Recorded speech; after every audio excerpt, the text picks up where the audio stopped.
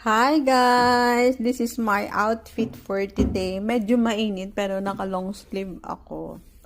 Kasi ayoko mainitan yung mga braso ko. Oh, diba? Kesa maglagay ako ng sunscreen, parang nalalagkitan ako sa sunscreen. Ang may sunscreen lang yung mukha ko. Yan. Ganyan. Lalabas tayo for walking. Kailangan natin tanggalin itong mga taba na to. Grabe, uy. At alam nyo ba, ang timbang ko ngayon, Diyos ko, tumaas na ng tumaas. Pero alam nyo, hindi nyo mapapansin kasi, ang lumalaki lang sa akin talaga tiyan, nandun lahat yung taba. Pero yung mga, yung katawan ko parang ganun pa rin kung titingnan mo. Pero sa totoo lang lumaki ako.